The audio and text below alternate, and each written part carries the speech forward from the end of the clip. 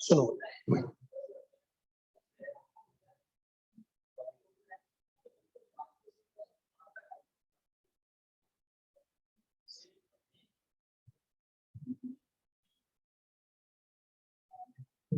Staffing सुनो, देखो staffing को बड़े ध्यान से सुनो। सबसे पहले हम करते क्या है, हम सबसे पहले प्लानिंग करते हैं। फर्स्ट स्टेप होता है हमारा प्लानिंग का।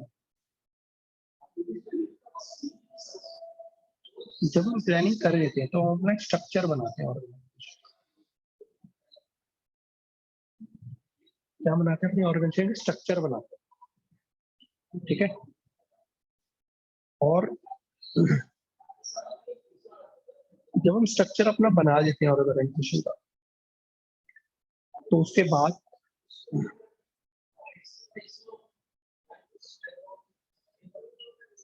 हम लोग जब अपनी ऑर्गेनाइजेशन स्ट्रक्चर बना चुके होते हैं, तब हम बनाते हैं, हम चाहते हैं वर्कर आ जाए। हमारा मेन में रहता है वर्कर कैसे आएंगे, तो वर्करों को ढूंढना शुरू करते हैं। वो जो वर्कर को हम ढूंढना शुरू करते हैं तो उसका नाम होता है staff. That is the main part. बताओ जी, बात क्लियर है? तो सबसे पहले हम प्लानिंग करते हैं, फिर हम अपनी ऑर्गेनाइजेशन का स्ट्रक्चर बनाते हैं, और जब वो स्ट्रक्चर बन जाता है तो फिर हम क्या करते हैं, अपनी ऑर्गेनाइजेशन में वर्कर ढूंढना शुरू करते हैं। That is the staffing process. Staffing का जो बेसिकली मतलब होता है वो सिंपल सा सिर्फ इतना ही होता है, finding the right person for the right job. ठीक है, हमारा मीनिंग होता है राइट पर्सन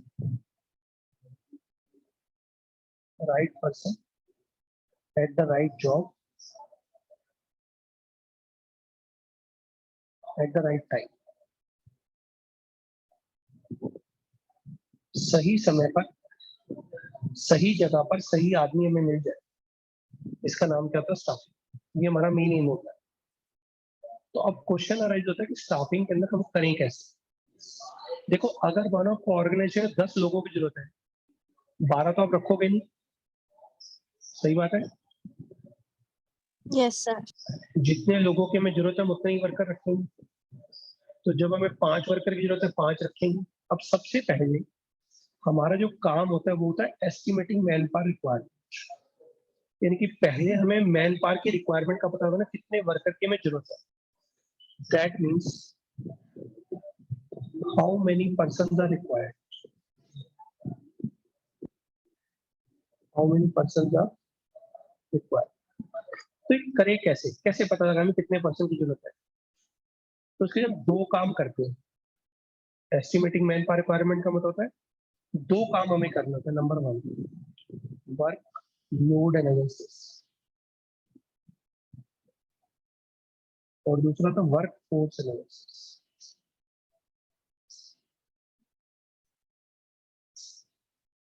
क्या करेंगे, work load analysis, work force analysis. Work load का मतलब काम कितना है, मतलब इस पर्टिकुलर काम के लिए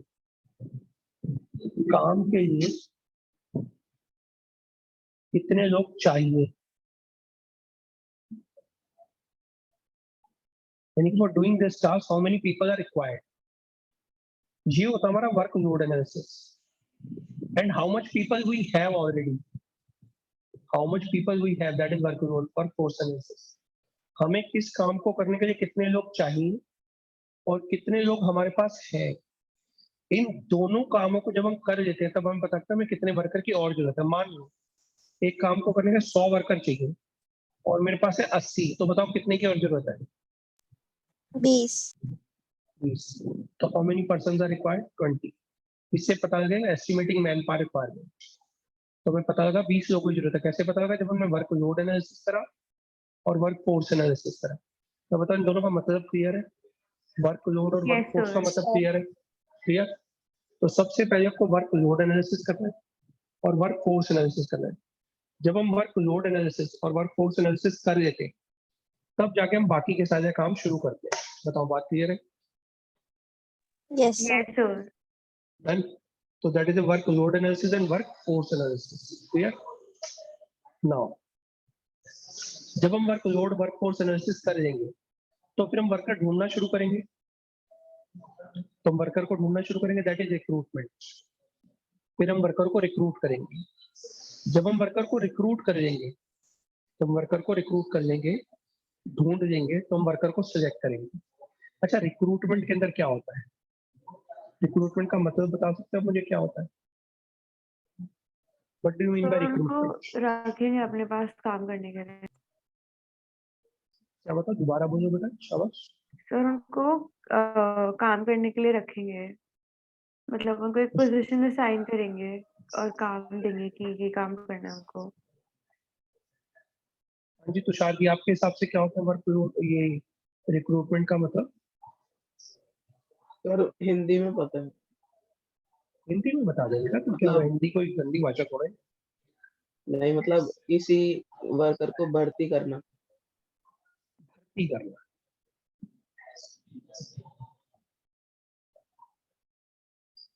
चलो, देखो बेटा, रियल में जो भर्ती करना वर्ड है उससे भी हमें वही नजर आ रहा है जो दिव्यांशी बोल रही, जॉब पे रखना। ठीक है, लेकिन रिक्रूटमेंट का मतलब ये नहीं है। पहली बात तो अपने दिमाग में उठाइए कि रिक्रूटमेंट का मतलब ये नहीं होता जो भी आपके दिमाग में है। रिक्रूटमेंट हमारा दो तरह का होता है, इंटरनल रिक्रूटमेंट और एक्सटर्नल रिक्रूटमेंट। देखो बेटा, सबसे पहली बात ये होती है, जब कभी में कोई भी ऑर्गेनाइजेशन चलानी होती है ना बेटा, तो सबसे पहली जो जरूरी चीज आती है वो आती है हमारी वर्कर को ढूंढना। मान लो आप एक वर्कर, एज्यूम करो आप एक वर्कर हो और कहीं पे जॉब कर रहे हो, तो क्या आप मेरे पास काम करने आ जाओगे? अगर आओगे तो क्यों आओगे? मुझे सबसे बड़ा रीजन यही दो, बताओ। हाँ जी, वॉइस आ रही है? Yes sir. सर मेरा काम क्वेश्चन का सूटेबल होना चाहिए हमारे इंटरेस्ट के हिसाब से, और सैलरी। देखो, मैं आपको कुछ ना कुछ लालच दूंगा तभी तो आओगे। मैं आपको कुछ ना कुछ लालच दूंगा तभी तो आओगे। लालच का मतलब है या तो मैं आपको जहां पे आप काम कर रहे हो वहां से ज्यादा सैलरी दूं, या मैं आपको वर्क एनवायरनमेंट आपको वहां से बेटर दूं, या टाइमिंग वहां से कम दूं। जैसे वहां पे 10 घंटे काम करना पड़ रहा है, मेरे पास सिर्फ 5 घंटे का काम है, सैलरी उतनी, इजंट इट? तो आप किसी ना किसी लालच के कारण ही मेरे पास आओगे ना। सही बात है गलत बात है? Yes sir. तो रिक्रूटमेंट का रियल मीनिंग क्या है? रिक्रूटमेंट का रियल मीनिंग है to encourage a person to apply for the job. एक आदमी को एनकरेज करना कि वो मेरे पास जॉब करने के लिए आए, और उसको इस तरीके से करना, मोटिवेट करना कि हमारे पास जॉब करे और करने को तैयार हो जाए। जॉब पहली बार तो करने को तैयार हो जाए, ये रिक्रूटमेंट है। जो वर्ड अभी आपने बताया भर्ती करना, वो सही है, उसके अंदर कोई दो राय, बट रियल में भर्ती करने का मतलब क्या है? To encourage, to finding the right person for the job and to encourage him to apply for the job. अभी मैंने जॉब पे रखा नहीं है। जो दिव्यांशी बात बता रही है और जो तुषार बात बता रहा है, वो सिलेक्शन होता है जब मैंने वर्कर को जॉब पे रख दिया। क्या मैंने जॉब पे रख दिया? क्या मैंने वर्कर को सिलेक्ट कर लिया? नहीं। एक एग्जांपल मैंने आपको शायद पहले भी दिया था, इफ यू रिमेम्बर। मान लो, मान लो हमारी कंपनी है, ठीक है? एक एग्जांपल दिया था मैंने आपको शायद पहले भी, इफ यू रिमेम्बर इट, तो शायद आपको पता होगा, हो सकता याद हो सकता ना भी याद हो। मैंने आपको कहा, सपोज करो मेरी कंपनी है और वो चल रही है, और मैं आपको जॉब पे रखना चाहता हूँ। सोचो, कोचिंग सेंटर के अंदर मैं आपको जॉब पे रखना चाहता हूँ, किसी एक बंदे को। मैंने आपसे कहा कि बेटा, अगर आपकी कोई जान पहचान में कोई बंदा हो ना जो मेरे पास जॉब के लिए आना चाहता हो, तो आप उसको बता देना, वो जॉब पे आ जाएगा। आपने कहा सर सैलरी क्या दूंगी? मैंने कहा बेटा दे दूंगा, 8,000 रुपये सैलरी दे दूंगा। आपने कहा टाइम क्या होगा? मैंने कहा सुबह 9 बजे आना होगा, शाम को 8 बजे छुट्टी हो जाएगी। मेरा क्वेश्चन है कि आप कभी किसी को बताओगे? जेन्युइनली बताना, बताओगे किसी को? No sir. मैंने कहा 12th पास होगा वो भी चल जाएगा। हाँ जी, बताओ जी, प्रियंका जी बताओगे? No sir. कोई फ्रेंड हो, कोई कजन हो, कोई दूर का कोई रिश्तेदार, उसको बताओगे? हाँ जी तुषार जी बताओ। Yes sir. बता दोगे? 8,000 सैलरी है, सुबह 9 बजे से लेकर रात को 8 बजे तक की जॉब है, कोचिंग सेंटर में सिर्फ ऑफिस में बैठना है बस, और कोई काम नहीं। बता दोगे? बता दूंगा सर। बता दो। चलो, ये दोनों तो नहीं बताएंगे, तो नहीं बताओगे आप दोनों? सर हमें रख लो। नहीं नहीं, आपको रख लूँ वो एक अलग बात है, आप मुझे बताओ किसी को बताओगे? अच्छा चलो एक बात हो, आपके हिसाब से 8,000 रुपए की जॉब आपके लिए सफिशिएंट है? नहीं। सर 8 से 9 अगर इतना काम करना है तो सर किसी और जॉब में ही चले जाओ। आपको अगर जॉब है ना लुक्रेटिव नहीं है, और इतनी जॉब करनी है, जैसे मैंने अभी आपको मैंने बताया था उस दिन मेरे बेटे की जॉब लगी, ठीक है, तो मेरे बेटा तो फर्स्ट टाइम जाएगा जॉब करने, 6 लाख रुपए का उसका पैकेज है, ठीक है, तो महीने की उसको 50,000 सैलरी मिल रही है, तो लगता है ठीक है महीना जाएगा, रोज की कम से कम 2,000 तो कमा के आएगा ही आएगा, 25 दिन है तो जॉब पे जाना है, क्योंकि एक महीने में तकरीबन 28 दिन का 22 दिन का काम होता है, 8 का छुट्टी मिलती है सैटरडे संडे की, यानी काम होता है 22 दिन, तो 22 दिन के अगर 50 दिन में 2,500 रुपए पर डे हो, 2,000 रुपए पर डे तो मिलेगा ही मिलेगा। सुबह 10 बजे जाएगा, शाम को 5 बजे छुट्टी हो जाती है, 10 से 5 की जॉब है, तो लगता है ठीक है कुछ पैसे मिल रहे हैं हमें। अब ये बताओ, क्या आपको जॉब लुक्रेटिव लग रही है, मतलब अट्रैक्टिव लग रही है? Yes sir. लग रही है, चलो कोई नहीं। अब मैं आपको दूसरी ऑप्शन देता हूँ, अब जवाब देता है तुषार जी बताना है, आप भी बताना, दिव्यांशी आप भी। जॉब है कोचिंग सेंटर में ही हमारे, सैलरी होगी 50,000 पर मंथ, सैलरी होगी 50,000 पर मंथ, जॉब का टाइमिंग है 10 बजे से लेकर 5 बजे तक, करना कुछ नहीं, सिर्फ ऑफिस में आना है, जो क्वेरी वगैरह आएगी वो लेनी है, छोटे मोटे नोट्स वगैरह बनेंगे। हाँ जी, अब बताओगे किसी को? यस 12th पास भी चलेगा? सर हमें रख लो। सर थोड़े दिन वेट करो, हम ही 12th पास करें, हम ही रख लेंगे। नाउ जो मैंने अब वर्ड बोले, ये आपको अट्रैक्ट कर रहे हैं जॉब की तरफ, दिस इज कॉल्ड रिक्रूटमेंट। तो आप हो सकता है तीनों के तीनों ही जॉब पे अप्लाई करो, लेकिन क्या मैं तीनों को रख लूंगा? नहीं। नहीं, मैं किसी एक को रखूंगा, राइट और रॉन्ग? सही बात है, मैं यस किसी सर। एक को ही रखूंगा, ठीक है, सबको तो नहीं रखूंगा ना। तो जब मैं किसी एक को ही रखूंगा, आपको वीडियो नजर आ रही है मेरी? Yes sir. Okay fine. तो जब मैं किसी एक को ही रखूंगा, सबको तो रखूंगा नहीं, तो मैं किसी एक को ही सिलेक्ट करूंगा। अब बताओ मैं किसको सिलेक्ट करूंगा? मैं उस बंदे को सिलेक्ट करूंगा जो मेरी जो रिक्वायरमेंट होगी उसको फुलफिल कर रहा होगा, इजंट इट? Yes sir. जो मेरी रिक्वायरमेंट को क्या कर रहा होगा, फुलफिल कर रहा होगा, है ना? तो जो रिक्रूटमेंट है ना, उसमें हम वर्कर को, उस वर्कर को ढूंढते हैं जिस वर्कर की हमें जरूरत है। अब वो वर्कर हमें कहीं से भी मिल सकता है। सामने देखो स्क्रीन पे आपको नजर आ रहा होगा लेफ्ट हैंड साइड पे, इंटरनल रिक्रूटमेंट देखो नजर आ रहा है, नजर आ रहा है इंटरनल रिक्रूटमेंट का सोर्स। Yes sir.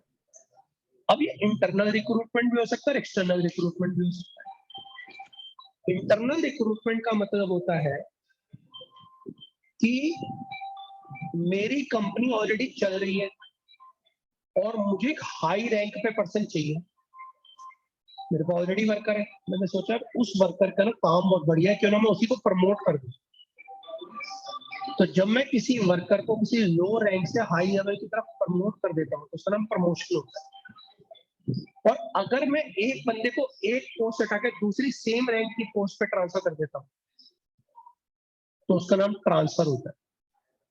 यानी कि दो चीजें होती है, प्रमोशन और ट्रांसफर। नजर आ गया प्रमोशन और ट्रांसफर? Yes sir. ट्रांसफर और प्रमोशन, ठीक है। तो इंटरनल रिक्रूटमेंट दो तरीके से होता है, प्रमोशन और ट्रांसफर। क्लियर होती बात यहाँ तक? सर प्रमोशन और ट्रांसफर साथ साथ भी तो हो सकता है। बेटा ट्रांसफर और प्रमोशन दोनों हो सकते हैं, बट यहाँ पे जो आपको ट्रांसफर का मतलब पता है, हम उस ट्रांसफर की बात नहीं करते। आप ओके ट्रांसफर सर। का मतलब निकाल रहे हो, आप ट्रांसफर का मतलब निकाल रहे हो, मैंने दिल्ली से मुंबई ट्रांसफर कर दिया, ये मतलब निकाल रहे हो, है ना? सही कह रहे हो? Yes sir.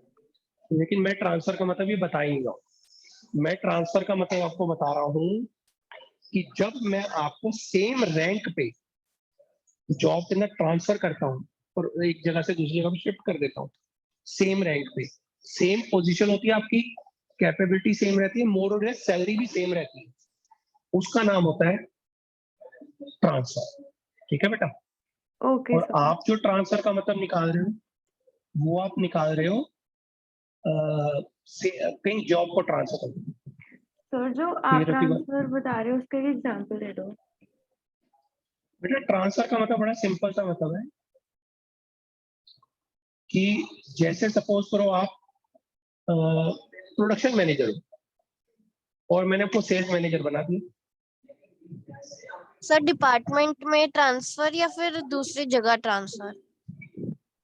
डिपार्टमेंट, एक डिपार्टमेंट से दूसरे डिपार्टमेंट में transfer. Okay sir.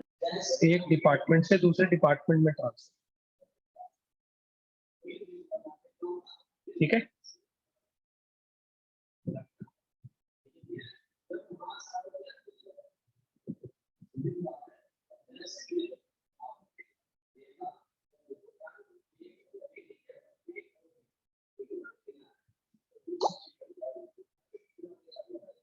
Define? Clear है? Yes sir. This is known as transfer and promotion. अब बात आती है इंटरनल ट्रांसफर की। इंटरनल ट्रांसफर, इंटरनल ट्रांसफर का मतलब क्या होता है कि जब हम एक कंपनी के अंदर किसी एक जॉब से दूसरी जॉब पे या किसी एक रैंक से दूसरे बंदे को ट्रांसफर कर देते या प्रमोशन कर देते हैं लो रैंक से हाई रैंक की तरफ, इसका नाम होता है इंटरनल सोर्स ऑफ रिक्रूटमेंट। बात समझ में आती है आपको? Yes sir. सर। अब इंटरनल सोर्स ऑफ रिक्रूटमेंट के कुछ फायदे हैं और कुछ नुकसान भी है। सोच के देखो क्या फायदे होंगे। आप इसको मत पढ़ना सामने जो लिखा हुआ है, खुद सोचो कि अगर मान लो हम अपनी कंपनी के अंदर वर्कर है, उसको हम ट्रांसफर कर देते हैं या प्रमोशन करते हैं, कुछ भी करें, सर क्रिएटिविटी चली जाएगी। अगर बाहर से कोई आता है और उसके पास नए आइडियाज होते हैं तो वो आइडियाज नहीं आएंगे हमारे पास। बिल्कुल हमारे पास क्रिएटिविटी नहीं आती, इसकी डीमेरिट है। कुछ और उसके अलावा कुछ अच्छी बातें, कुछ बुरी बातें? नई चीज नहीं सीखनी पड़ेगी अगर सेम जगह काम कर रहे हैं तो। ट्रेनिंग नहीं देनी पड़ेगी, नो नीड ऑफ ट्रेनिंग, हमें उसको ट्रेनिंग नहीं देनी पड़ेगी। ठीक है? तो ट्रेनिंग नहीं देनी पड़ेगी तो हमें फायदा हो जाएगा क्योंकि उस बंदे को ऑलरेडी सब कुछ पता हो। तो ज्यादा ठीक है? ढूंढना नहीं पड़ेगा। अपने डिपार्टमेंट मतलब अपने अंडर जो लोग काम कर रहे हैं उनके मतलब रिकॉर्ड्स देख के आप पता लगा सकते हो कि कौन सूटेबल है जॉब के लिए। चीपर है कंपैरेटिव, नहीं तो हमें वर्कर को ढूंढने के लिए बहुत सारे काम करने पड़ते हैं, अखबार में एडवर्टाइजमेंट देनी पड़ती है, 10 लोगों से पूछना पड़ता है, उसका इंटरव्यू लेना पड़ता है, टाइम कंज्यूमिंग भी बहुत होता है, पैसे भी बहुत सारे लगते हैं। अब वर्कर के बारे में हमें सब कुछ पता ही होता है तो हमारी कॉस्ट बच जाती है, कह सकते हो आप। और सर जैसे अगर जो लोग अप्लाई करते हैं, जैसे किसी ने केपीएमजी में अप्लाई किया पर उनका सिलेक्शन नहीं हुआ तो उनके जो रिकॉर्ड्स होते हैं वो जैसे मतलब रह जाते हैं कंपनी के पास। तो सर अगर उसमें से वो किसी को सिलेक्ट करते हैं तो उसको इंटरनल रिक्रूटमेंट बोल सकते हैं? नहीं बेटा, वो एक्सटर्नल रिक्रूटमेंट। इंटरनल रिक्रूटमेंट का मतलब है जो वर्कर हमारे पास ऑलरेडी कंपनी के अंदर काम कर रहा ओके सर। है, the worker who is working, और हमने उसको या तो प्रमोट कर दिया, शिफ्ट कर दिया। जो काम ही नहीं कर रहा वो हमारा पार्ट नहीं है, हमने वो बाहर से रिक्रूटमेंट करा, उसका भी मैं बताऊंगा उसका क्या नाम होता है। वैसे अब आपने नाम बोला तो उसका मतलब सुनो क्या होता है। मानो हमारा कोचिंग सेंटर है और ऑफिस रिसेप्शन पे हमारे कोई रिसेप्शन बैठी हुई, हर दूसरे दिन कोई ना कोई टीचर उठ के आ जाता है, हाँ जी सर तुम जॉब में तो बता दें सर, मैं ये पढ़ाता हूँ, मैं वो पढ़ाता हूँ। तो हम उसको क्या कहते हैं, ये अच्छा ठीक है कल से आ जाना। जब हमारे पास टीचर है तो हम क्या बोलेंगे उसको? नहीं, सोच के मतलब अगर होगा तो बता देंगे। हम वो बता देंगे। तो हम पता है क्या कहते हैं उसको, हम उसको ये नहीं कहते बता देंगे, हम कहते हैं भाई साहब ऐसा है, आप अपना डिटेल छोड़ दो, बायोडाटा छोड़ दो, जैसे रिक्वायरमेंट होगा ना मैं आपको कॉल करूँ, और वो डिटेल छोड़ जाता है। अब मानो कल को हमारे पास फिजिक्स का टीचर नहीं या केमिस्ट्री का टीचर नहीं और मुझे पढ़ के टीचर की जरूरत नहीं, तो मैं क्या करूंगा? वो उसको कॉल बायोडाटा देख करूंगा, के बुला लेंगे। मैं बायोडाटा देख के बुला लूंगा। तो इसको कहते क्या है, इसका कोई ना कोई नाम जरूर रखा होगा। इसका नाम क्या होता है वो सुनो। इसका नाम होता है बेटा, दिव्यांशी आपने जो क्वेश्चन बोला था मैं उसका जवाब दे रहा हूँ। इसको यस, कहते हैं कैजुअल कॉलर। इसको क्या कहते हैं? Casual collar. ओके ठीक है, सर। Casual caller. जो कैजुअल कॉलर होते हैं ना, वो हमारे पास कंपनी में बार बार बीच बीच में आते रहते हैं, हमें अपनी डिटेल छोड़ के जाते रहते हैं, और जब हमें जरूरत होती है तब हम उनको कॉल करें। That is known as internal recruit. ठीक है, डन, ओके क्लियर? सर। और बोलो अब, अभी तो बात जो चल रही थी वो बीच में रह गई। इंटरनल रिक्रूटमेंट के फायदे बताओ क्या क्या और हो सकते हैं, या फायदे या नुकसान, कुछ भी जो आपके दिमाग में आ रहा है। सामने से पढ़ के आंसर मत देना, अपने दिमाग में जो भी आए बताओ, नहीं तो मैं तो अभी बताऊंगा सारी सारी बात। हाँ जी तुषार जी बताएं कि अगर मानो मैं अपनी कंपनी से ही वर्कर को सिलेक्ट करता हूँ तो अभी दो बातें इन्होंने बताई। नंबर वन, सस्ता बहुत पड़ता है। एक डीमेरिट बताई है अभी दिव्यांशी ने कि क्रिएटिविटी बंदे की खत्म हो जाती है। और दूसरी बात हमें इसने बताई प्रियंका ने कि ट्रेनिंग की जरूरत नहीं पड़ेगी हमें ज्यादा। ठीक है, तो सस्ता पड़ेगा हमें काम। कुछ और उसके अलावा?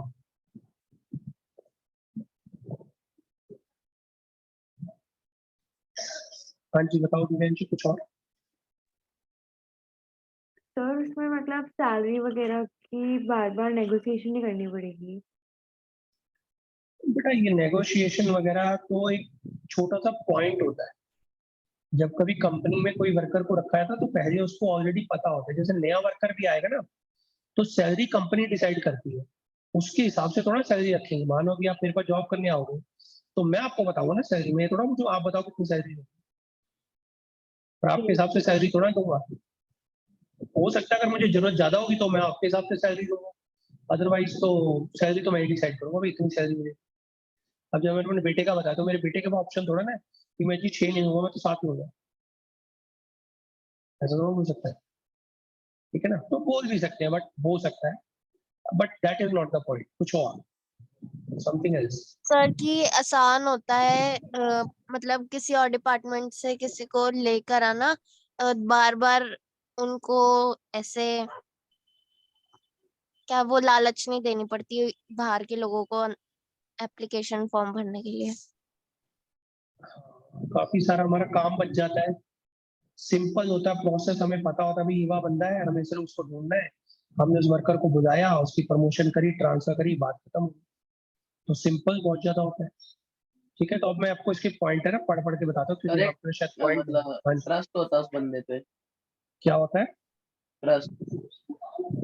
बिल्कुल आप कह सकते हो कि हमें उस वर्कर पे ट्रस्ट होता है, हमें उसकी पूरी पूरी नॉलेज होती है। बिल्कुल सही कह रहे हो आप कि हमें उस वर्कर पे ट्रस्ट होता है बहुत ज्यादा, तभी तो हम उसको ट्रांसफर कर रहे हैं, प्रमोशन कर रहे हैं। अगर ट्रस्ट नहीं होगा तो हम उसको ट्रांसफर भी नहीं करेंगे, प्रमोशन हम उसको निकाल देंगे। सही कह रहे हो, आपकी बात वही सही है, यहाँ पॉइंट लिखा भी नहीं हुआ ये वाला। हाँ जी बेटा क्लियर है, चले आगे फिर। ठीक है भाई, तो सुनो, सबसे पहले इंटरनल रिक्रूटमेंट के मैं आपको फायदे बता रहा हूं। पहली बात, इंटरनल रिक्रूटमेंट का जो प्रोसेस है, इंटरनल रिक्रूटमेंट का जो काम होता है ये बहुत जो सिंपल होता है। बस सिंपली हमें करना क्या है, किसी वर्कर को वॉच करना है, देखना भी वो काम कैसा कर रहा है, तो उसके ऊपर कोई बहुत ज्यादा कॉस्ट भी करनी पड़ेगी, हमें सब कुछ पता है। तो ये करना बहुत ज्यादा सिंपल भी होता है, इकोनॉमिकल भी होता है। Am I right? यानी कि it is one of the yes. Simplest way to do and it is very economical. करना बहुत आसान है। ठीक है, नंबर टू, हमें उस वर्कर को कोई ज्यादा ट्रेनिंग नहीं देनी पड़ती। ट्रेनिंग क्यों नहीं देनी पड़ती? उसको ऑलरेडी कंपनी के बारे में सब कुछ पता होता है कौन कौन से काम कैसे कैसे करने। जो उसका बॉस करता होगा पहले उससे करवाता होगा तो अंडरस्टूड है, उसको तो पता ही होगा ना ये काम कि मेरा बॉस मुझसे क्या क्या करवाता था। तो उसको ट्रेनिंग देना कंपैरेटिवली ज्यादा जरूरी नहीं होता, उसको ऑलरेडी सब कुछ पता होता है कंपनी के बारे में। सही बात है, ठीक है। अच्छा एक बात, अगर मानो हम किसी वर्कर को उसकी जगह के अनुसार ट्रांसफर कर दें, जो काम वो चाहता है, या उसकी प्रमोशन कर दे, तो बताओ उसका मोटिवेशन कंपनी में बढ़ जाएगा कम हो जाएगा? बढ़ जाएगा। तो बढ़ बढ़ जाएगा, जाएगा, उसको ठीक है ना। तो वो रिकॉग्नाइजेशन लगेगा कि रिकॉग्नाइज किया मुझे। और ये भी हो सकता है कि मानो वर्करों को पहले ही बता दे भी हमने तुम में से एक बंदे को सेलेक्ट करना है, ठीक है। हमने 100 के 100 वर्करों को सबको बोल दिया कि भाई तुम में से एक बंदे को प्रमोट करा जाएगा अगले साल या 6 महीने बाद, और उसको मैनेजर बना दिया जाएगा जो काम बढ़िया करेगा। बताओ क्या हो गया? वर्कर पूरे सबके सभी काम पे ढंग से करेंगे ताकि उनकी क्या हो जाए, प्रमोशन हो जाए, या जहां वो चाहते हैं वहां ट्रांसफर हो जाए। तो क्या होगा, उनके ना मीन्स ऑफ मोटिवेशन भी होगा, यानी इंटरनल सोर्स ऑफ रिक्रूटमेंट से वर्कर को बहुत ज्यादा मोटिवेशन मिलता है। Am I right? Yes. Yes sir. ठीक है बेटा। अच्छा अच्छा, आपने देखा होगा कई बार जो होती है ना, कई कंपनीज होती है, जैसे कि आप स्कूल्स के अंदर देखो, जितने भी गवर्नमेंट स्कूल होते हैं, आपको पता है गवर्नमेंट स्कूल में जितने भी टीचर होते हैं कभी ना कभी स्कूल के प्रिंसिपल जरूर बनते हैं। पता है कोई वही बात? नहीं। यस जितने सर। भी गवर्नमेंट स्कूल के टीचर होते हैं ना, इनको एक ना देखो 60 साल तक की रिटायरमेंट की एज होती है, तो उनको जॉब पे ट्रांसफर करते रहते हैं, जितने प्रॉपर गवर्नमेंट स्कूल होते हैं ना, उनकी बात कर रहा हूँ। ठीक है, तो इनको कभी ना कभी एक बार प्रमोशन जरूर मिलती है, और प्रमोशन करके इनको प्रिंसिपल जरूर बनाया जाता है। चलो इस बात को भी छोड़ देंगे, अगर मानो एग्जाम्पल इतना बेटर ना लगे तो दूसरा एग्जाम्पल देखो बेटा। जब कभी आप कंपनी में जॉब करने जाते हो, तो कंपनी में जॉब करते वक्त आपको बताया जाता है, जैसे मानो मेरा बेटा जॉब करने जा रहा है, तो उसको पैकेज मिल गया 6 लाख का। अब वो ना पहले ही बताएंगे जी 6 लाख तो आपको अभी मिलेगा, जैसे ही आपकी एसीसी क्लियर हो जाएगी ना, तो आपका सैलरी का पैकेज 12 लाख हो जाएगा या 13 लाख हो जाएगा, और 2 साल के बाद ये सैलरी पैकेज आपका 15 लाख हो जाएगा, 18 लाख हो जाएगा। ये बात उसको अभी बताई जाती है कि भाई आज आप अगर मेरे में ज्वाइन कर रहे हो तो what you will be getting in future from us. तो यानी कि उनको अपने प्रमोशनल एवेन्यूज ऑलरेडी पता होते हैं कि फिर मुझे क्या प्रमोशन मिलेगी, कितनी प्रमोशन मिलेगी, मुझे क्या जॉब मिलेगी, क्या मेरा स्टैंडर्ड होगा। Isn't it? यस। क्लियर है? So that is known as promotional avenues. तो कहता है इंटरनल सोर्स ऑफ रिक्रूटमेंट का फायदा ये होता है कि हमें प्रमोशनल एवेन्यूज मिलते हैं एम्प्लॉइज। क्लियर होती बात? फिर मैंने बताया कि जैसे मानो हम एक्सटर्नल सोर्स के थ्रू अगर हम रिक्रूटमेंट करने जाए, आपको पता है न्यूज़पेपर में एक एडवर्टाइजमेंट की कॉस्ट क्या आती है? आइडिया है कुछ आपको? 500 रुपए। हाँ जी, कितनी आती है? शाबाश शाबाश, कितनी बोली आपने? सर एक वर्ड के 500 1000 रुपए। एक वर्ड के 500,000, कुछ ऐसा ही होता है। अगर मुझे इतनी बड़ी एडवर्टाइजमेंट देनी है ना न्यूज़पेपर में, तो कम से कम 10,000 रुपये। ठीक है, इतनी बड़ी एडवर्टाइजमेंट होगी, जितना बड़ा मैंने एरिया मार्क करा है ना इतना बड़ा, बस। ठीक है, तो कंपैरेटिवली बताओ चीपर है कॉस्टली है? कॉस्टली। अभी एडवर्टाइजमेंट हुई है सिर्फ, वर्कर नहीं है अभी। अब वर्कर फ्लो इन करेंगे हमारे पास, वर्कर आएंगे, वर्कर आके इंटरव्यू देंगे। अब वर्कर आके इंटरव्यू किसको देगा? इंटरव्यू किसको देगा? HR। चार एचआर को, यानी कोई ना कोई मैनेजर भी मुझे इस काम पे स्पेशली अपॉइंट करना पड़ेगा, जिसका काम होगा वर्करों को रिक्रूट करना। उस बंदे का भी टाइम बर्बाद होगा, जिस डिपार्टमेंट के बंदे को, जिस डिपार्टमेंट को बंदा चाहिए उस डिपार्टमेंट का बंदा भी बैठेगा चेक करने के लिए कि उस बंदे के अंदर वो कैलिबर है या नहीं, तभी तो उसको रखा जाएगा। तो सोचो कितना टाइम वेस्ट होता है, कितने पैसे वेस्ट होते। अब मानो किसी बंदे ने हमारे को अप्लाई करा, तो उसका हम बैकग्राउंड चेक करें नहीं करेंगे कि वो चोर है, वो चक्का है, लुटेरा है, डाकू है, बदमाश है या नहीं है, पहले जब जॉब करता था वहां से क्यों निकाल दिया गया, पता लगाना चाहोगे नहीं चाहोगे? Yes sir. फ्री में तो होता नहीं होगा बेटा ये वाला काम। कोई ना कोई बंदा जाएगा, पता करके आएगा, सारी डिटेल लेकर आएगा, वो खाएगा भी, पिएगा भी, आने जाने की कॉस्ट भी लगाएगा, उसमें भी पैसे लगेंगे, वेस्ट हो गए, टाइम लगेगा। Isn't it? तो कहने का मतलब है कि जो हमारा एक्सटर्नल सोर्स ऑफ रिक्रूटमेंट होता है ना, उसमें टाइम कंज्यूमिंग बहुत ज्यादा होता है वो, ठीक है, उसमें टाइम बहुत ज्यादा लगता है।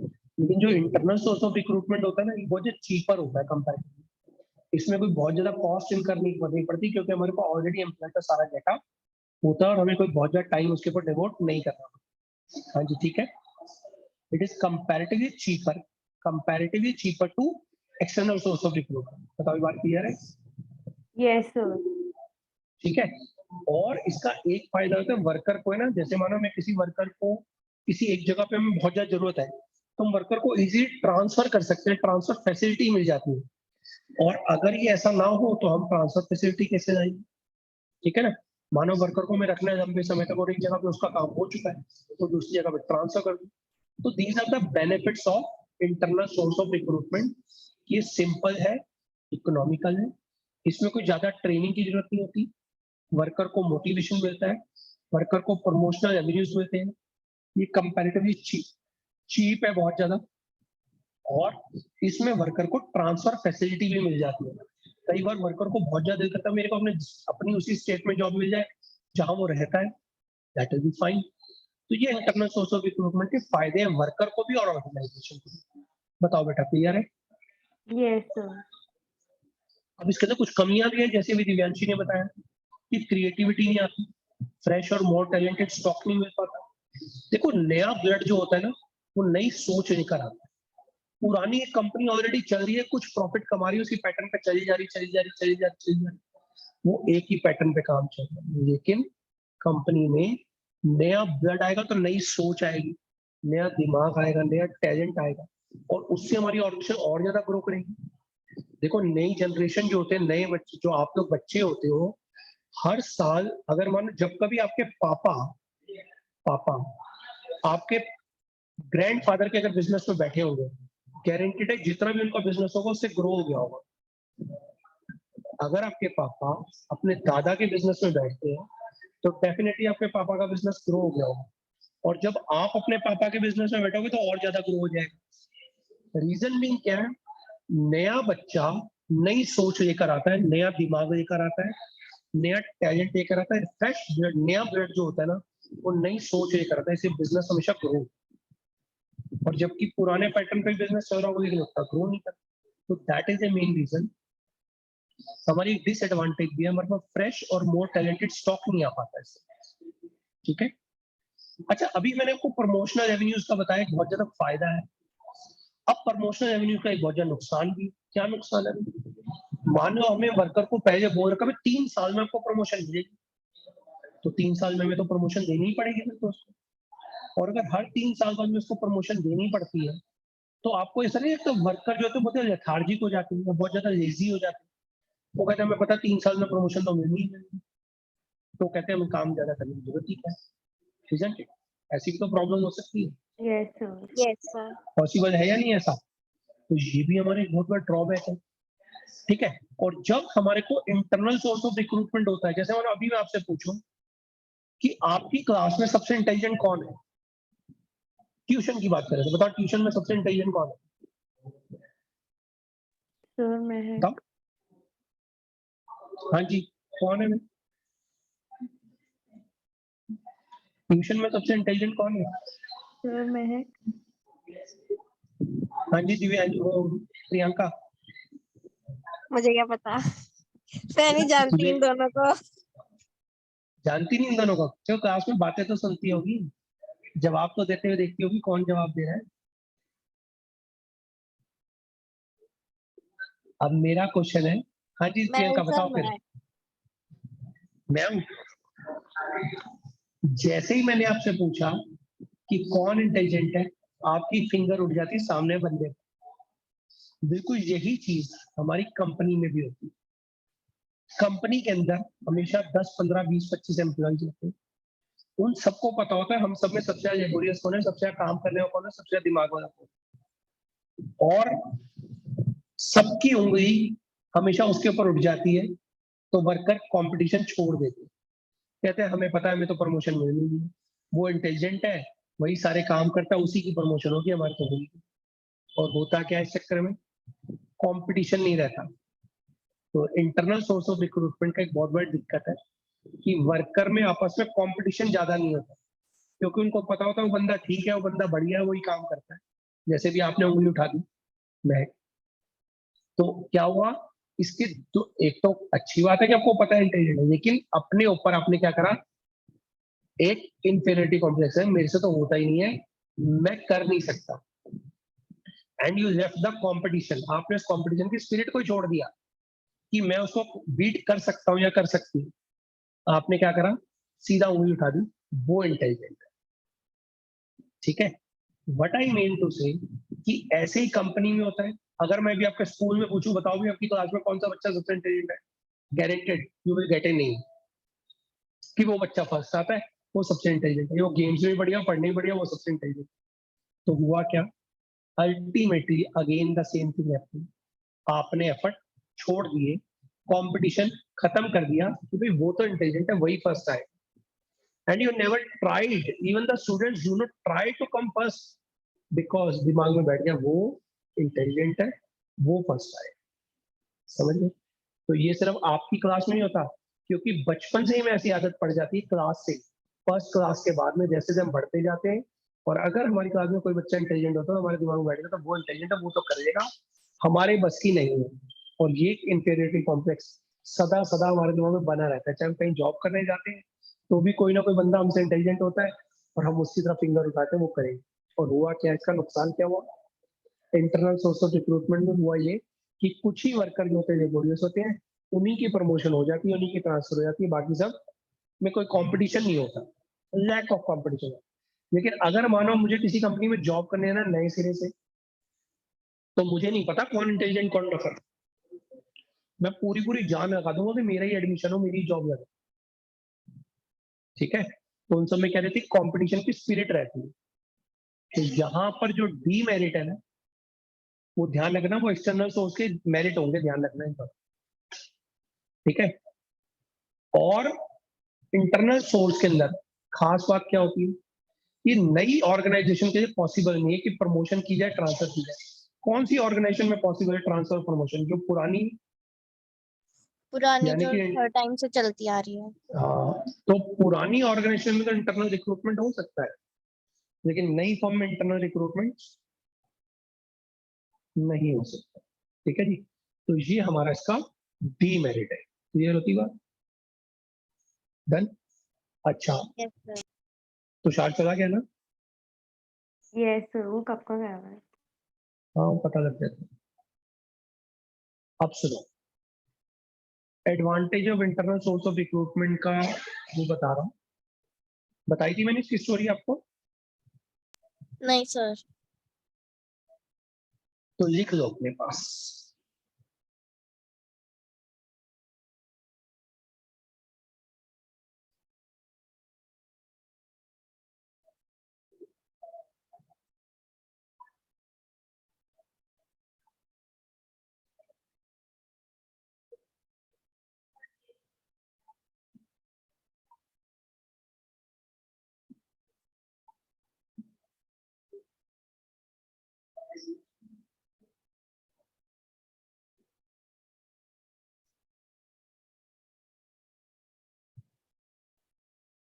हम्म,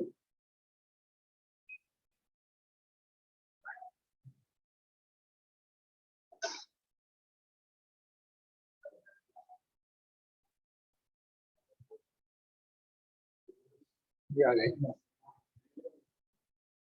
नाम लिखो जी आप यहाँ पे, स्नेक एंड लैडर। गेम खेली थी कभी आपने बचपन में? Yes sir. Snake and sir. Ladder, तो नाम लिखना snake and ladder.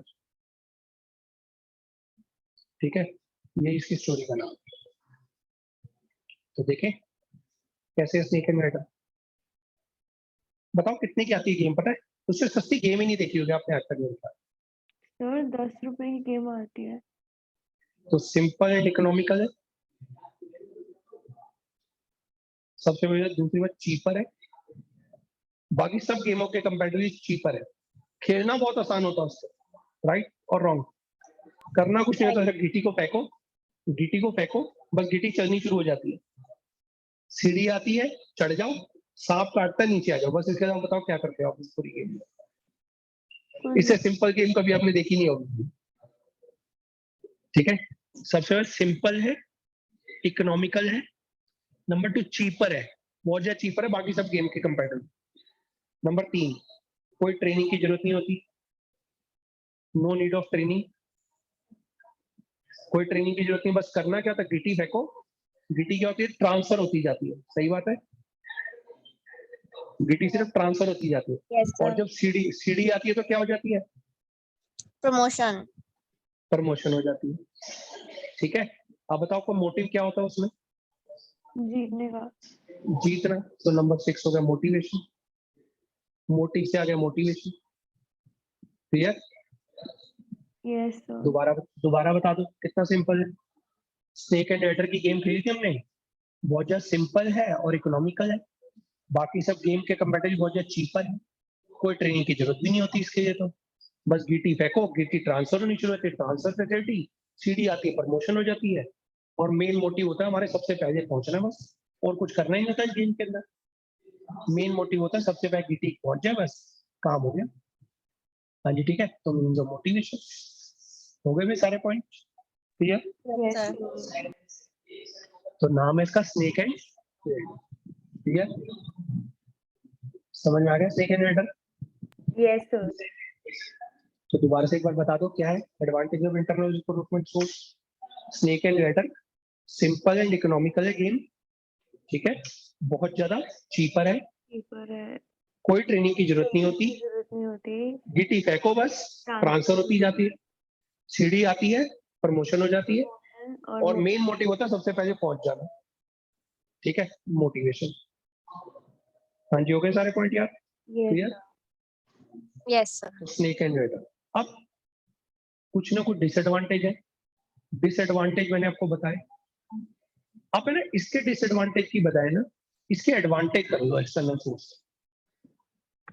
External source के फायदे कर लो, उसका उल्टा लिख देना तो डीमेरिट कवर हो जाएंगे आपके इंटरनल सोर्स।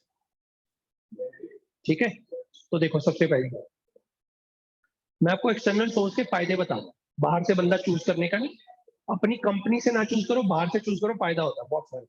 क्या फायदा है, पहला सुन, एक तो हमें बंदा जो मिलता है बहुत ज्यादा क्वालिफाइड पर्सन मिलता है, ठीक है, क्वालिफाइड पर्सन मिलता है। नंबर 2 बहुत सारी चॉइस होती है हमारे पास, यहाँ पे लिमिटेड चॉइस होती है हमारे पास, ठीक है, यहाँ पर हमें फ्रेश टैलेंट मिलता है, वहां पे हमें टैलेंट की कमी होती है, नया टैलेंट नहीं आता। यहाँ पे कंपटीशन की स्पिरिट होती है, वहां लैक ऑफ कंपटीशन होता है, सही बात है। Yes sir. अब यहाँ पे एक पॉइंट और कर दें, सुटेबल फॉर न्यू एंटरप्राइज, वहां पे लिख देना not suitable for new enterprise. Clear, yes sir. Clear, तो इसको मैं याद करा देता हूँ, एक्सटर्नल सोर्स के रिक्रूटमेंट को याद करा देता हूँ, ठीक है, इसको याद करें, इसको याद करना बहुत आसान है, देखो यहाँ पर आ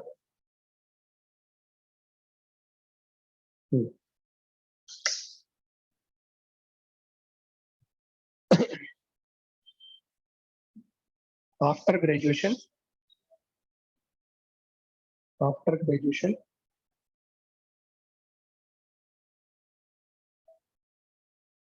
IAS, ठीक है जी, clear, after graduation IAS, graduation के बाद आपको क्या करना है, IAS। IL2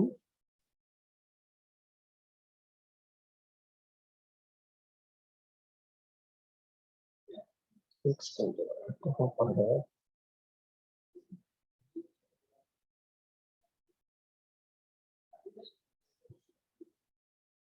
ठीक है जी, IL2 after graduation IAS, clear. तो सुनो, यस। आपने ग्रेजुएशन करी, आप क्वालिफाइड पर्सनल हो गए, मैं ग्रेजुएशन की डिग्री आ गई, बहुत सारी चॉइसेस थी आपके पास, कुछ भी कर सकते हो आप, जो मर्जी चाहो, ठीक है, आपके पास फ्रेश टैलेंट था। देखो सबसे पहली बात, आप क्वालिफाइड हो गए, आपके पास फ्रेश टैलेंट था, बहुत सारी चॉइसेस थी, लेकिन आपने कहा कि मैं कंपटीशन के पेपर दूंगा। कहते हैं ना कंपटीशन के पेपर दे रहा हूँ, कंपटीशन के पेपर की तैयारी कर रहा हूँ, बोलते हैं ना। Yes sir. तो किस चीज की तैयारी करनी शुरू करी आपने? आईएएस की। क्लियर? और आप यस किसी भी नई कंपनी में जाकर जॉब कर सकते हो, ठीक है? क्लियर? आप किसी भी नई फील्ड में जाकर उसके अंदर जॉब कर सकते हो। आईएएस के अंदर क्या क्या ऑप्शन मिलती है? आईपीएस होता है, आईपीएफएस होता है, ठीक है? तो कई सारी फील्ड आपको मिल जाती है जिसके अंदर आप बन सकते हो उसमें, ठीक है? तो you have so many fields where you can go. तो सबसे पहले क्वालिफाइड पर्सनल हो गए, क्वालिफाइड हो गए, आपका फ्रेश टैलेंट था, बहुत सारी ऑप्शंस थी आपके पास, वाइडर चॉइस थी, लेकिन आपने कहा मैं क्या करूंगा? मैं कंपटीशन के पेपर दूंगा। क्लियर? तो 4 पॉइंट आपको इजीली याद हो जाएंगे। डन? अभी जो 4 पॉइंट है, अब आपको उसका देखना है ऑपोजिट, ठीक है? यहाँ पे वाइडर चॉइस होती है, वहां पे लीस्ट चॉइस होती है। यहाँ पे फ्रेश टैलेंट होता है, वहां पे फ्रेश टैलेंट हमें मिलता नहीं है। यहाँ पे कंपटीशन स्पिरिट होता है, वहां पे कंपटीशन स्पिरिट नहीं होता। क्लियर? डन? Yes sir. तो इसके मेरिट, उसके क्या होते हैं? डीमेरिट। और उसके मेरिट इसके डीमेरिट होते हैं। वैसे तो मैं इसकी स्टोरी बहुत छोटी सी बताऊं, 3 ही पॉइंट है, इसलिए हम ज्यादा पॉइंट करेंगे नहीं। तो 3 पॉइंट चल जाओ। जो हमारा एक्सटर्नल सोर्स है ना, इसके कुछ डीमेरिट भी होते हैं। क्या? भाई मानो हमारी कंपनी के अंदर हमने किसी वर्कर को बाहर से चूज कर लिया, तो बताओ जो पुराने वर्कर होंगे वो उसको पसंद करते हैं नए वर्कर को? No sir. क्यों? उनको लगता है यार इसको रख लिया, हमें तो प्रमोशन दी, जबकि मेरी तो प्रमोशन भी ड्यू थी, मेरी जगह में बाहर से बंदा गया, उसको गुस्सा कर जाता है। यानी कि people do not like the other person coming. तो इससे पुराने वर्कर में क्या कहते हैं? डिससेटिस्फेक्शन आ जाती है। क्लियर होती बात? और अभी मैंने आपको बताया था एक्सटर्नल सोर्स की बहुत बड़ी दिक्कत है, लेंथी प्रोसेस है, बहुत ज्यादा टाइम कंज्यूमिंग है, कॉस्टली बहुत ज्यादा है, पैसे लगते हैं, बड़े बड़े मैनेजर डायरेक्टर बैठते हैं सिलेक्शन करने के लिए। एक एक डायरेक्टर की जो सैलरी होती है 1 करोड़ रुपए होती है इस महीने की। सोचो कितने पैसे हमारे वेस्ट हो गए एक वर्कर को सिलेक्ट करने में। इतने तो उसको पूरे साल की सैलरी नहीं है जितना उसका एक दिन में हमारे को सिलेक्शन के टाइम पे पैसे देते हैं। समझ रहे? तो बहुत ज्यादा कॉस्टली होता है। वैसे भी और भी बहुत सारे काम होते हैं, अंडरस्टूड है। फॉर्म देने के लिए बंदा बिठाना पड़ता है, पेपर देने के लिए बंदा बिठाना पड़ता है, इंटरव्यू लेने के लिए बंदा बिठाना पड़ता है, बैकग्राउंड चेक करने के लिए बंदा भेजना, कितना कॉस्टली प्रोसेस, लेंथी भी है बहुत ज्यादा। सही बात है। तो 3 पॉइंट है इसके अंदर, जिसके अंदर आपको ये याद करना है। क्लियर? Yes sir. ठीक है? तो इसके स्टोरी का नाम क्या लिखोगे वो भी लिख लो।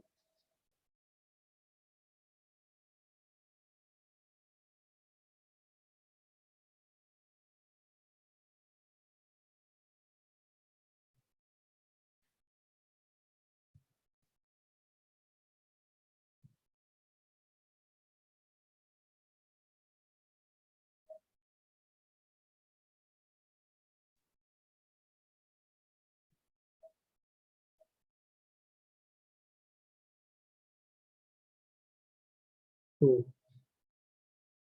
अब आते हैं इसके अंदर। इसका स्टोरी का नाम लिखो Q in the temple.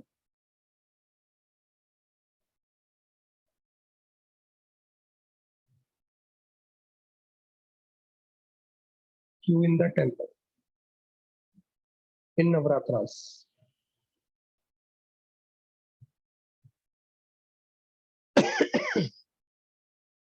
Q in the temple in ये बताई नवरात्रास थी आपने पहले। है। ये बताई थी। Story yes sir. हो सकता है, मेरे को कुछ भी नहीं आती।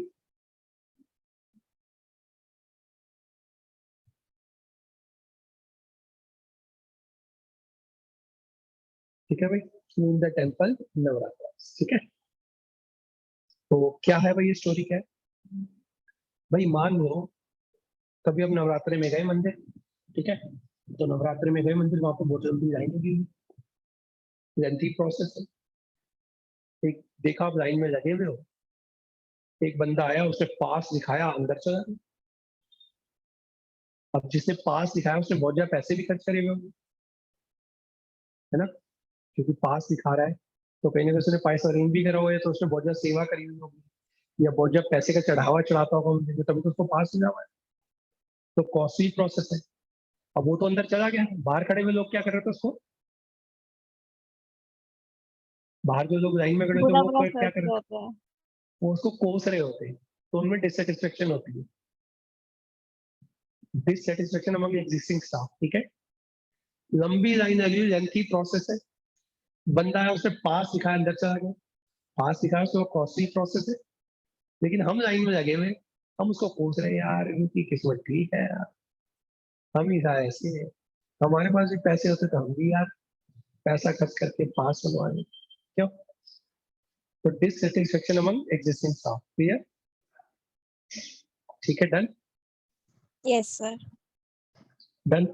तो मैंने जब आपको दोनों दोनों स्टोरीज बता दी, नेक्स्ट क्लास में भी हम ये चैप्टर कंटिन्यू करेंगे, अभी चलेगा 2-3 क्लास में। डन, ठीक है भाई, ओके, यस सर। मिलते हैं एक ब्रेक के बाद, परसों खबरें भी और भी हैं, इंतजार कीजिए परसों, ठीक है, thank you, bye bye bye. Bye बेटा।